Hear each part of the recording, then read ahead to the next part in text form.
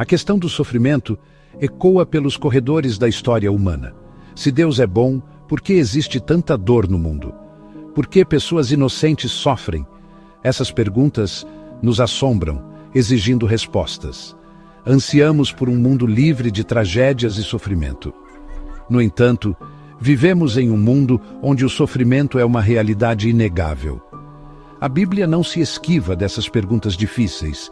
Em vez disso, ela se inclina sobre elas, oferecendo insights profundos sobre a natureza de Deus, a realidade do mal e o mistério do sofrimento. Ela reconhece a tensão entre um Deus amoroso e um mundo sofredor.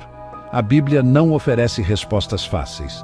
Ela não finge que o sofrimento não existe ou que Deus é indiferente à nossa dor. Em vez disso, ela nos convida a lutar com as complexidades da vida em um mundo caído, agarrando-nos à verdade inabalável da bondade e do amor de Deus.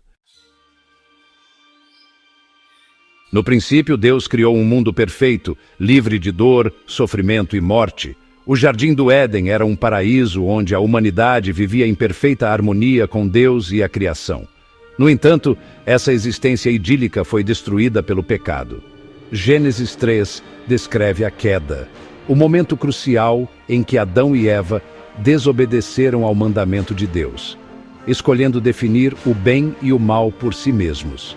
Esse ato de rebelião teve consequências catastróficas, rompendo o relacionamento entre Deus e a humanidade e liberando o pecado e a morte no mundo. A queda não foi apenas um evento histórico, foi uma tragédia cósmica que continua a reverberar ao longo da história humana. Todos nós nascemos em um mundo contaminado pelo pecado, sujeitos à sua decadência e corrupção. Doenças, desastres naturais e a dor que infligimos uns aos outros são consequências da nossa natureza caída. No centro do dilema do sofrimento está o mistério do livre-arbítrio. Deus, em seu infinito amor, nos criou com a capacidade de escolher, amá-lo ou rejeitá-lo, obedecer ou desobedecer. Essa liberdade, embora preciosa, tem um custo. A capacidade de escolher o bem implica inerentemente a capacidade de escolher o mal. Se Deus nos tivesse criado como robôs, programados para amá-lo e obedecê-lo, não seríamos capazes de amar genuinamente. O amor verdadeiro requer uma escolha.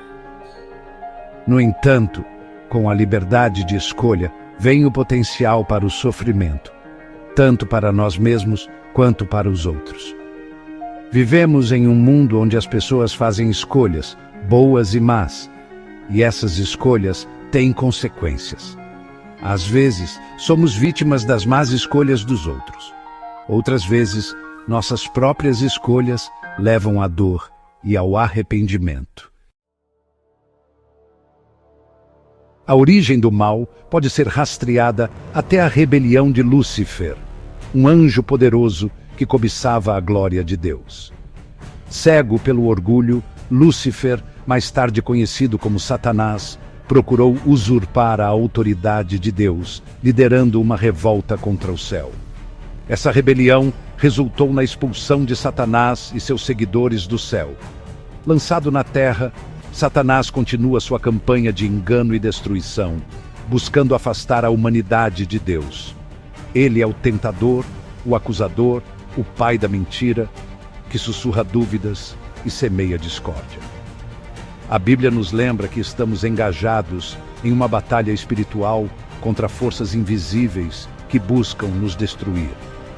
Nossas lutas não são meramente humanas, elas são de escopo cósmico. Seção 5. Um Deus que entende a dor, o sofrimento de Cristo. Diante do sofrimento, é tentador acreditar que Deus é distante e insensível. No entanto, a Bíblia pinta uma imagem radicalmente diferente de Deus, um Deus que está intimamente familiarizado com a dor e o sofrimento. A encarnação, o momento em que Deus se fez carne e osso na pessoa de Jesus Cristo, permanece como o último testemunho da empatia de Deus. Jesus não veio para nos oferecer uma vida livre de dor. Ele veio para caminhar conosco em nossa dor. Ele experimentou todo o espectro da emoção humana, da alegria à tristeza, da tentação à agonia. Ele chorou no túmulo de Lázaro. Ele suportou a dor excruciante da cruz. Em seu sofrimento, Jesus se identifica com a nossa dor, oferecendo-nos conforto e esperança. Ele não é uma divindade distante que observa nosso sofrimento de longe. Ele é um Salvador compassivo que caminhou em nossos sapatos e compreende as profundezas da nossa dor. Seção 6. Propósito na dor. Lições de José e Jó. Enquanto algum sofrimento é o resultado direto do pecado, a Bíblia também revela que Deus pode usar o sofrimento para o nosso bem e para a sua glória. A vida de José é um exemplo poderoso da capacidade de Deus de transformar o sofrimento em triunfo. Vendido como escravo por seus irmãos ciumentos, José suportou anos de sofrimento e injustiça. No entanto, em meio a tudo isso, Deus estava com ele, finalmente o elevando a uma posição de poder no Egito. Desta posição, José pôde salvar sua família e inúmeras outras pessoas da fome. O que seus irmãos planejaram para o mal, Deus usou para o bem. A história de Jó lida com a questão perplexante de por que os justos sofrem. Jó, um homem de fé inabalável, perdeu tudo: sua família, seus bens, sua saúde. No entanto, mesmo em sua angústia, Jó se recusou a amaldiçoar a Deus. Sua história nos lembra que, às vezes, podemos nunca entender as razões do nosso sofrimento nesta vida. Seção 7. Encontrando Deus na escuridão. Salmos de conforto. Os salmos estão repletos de expressões cruas e honestas de dor, dúvida e desespero. O rei Davi, o salmista, sabia o que significava sofrer. Ele enfrentou traição, perda e perseguição. No entanto, mesmo em seus momentos mais sombrios, Davi se agarrou à sua fé em Deus.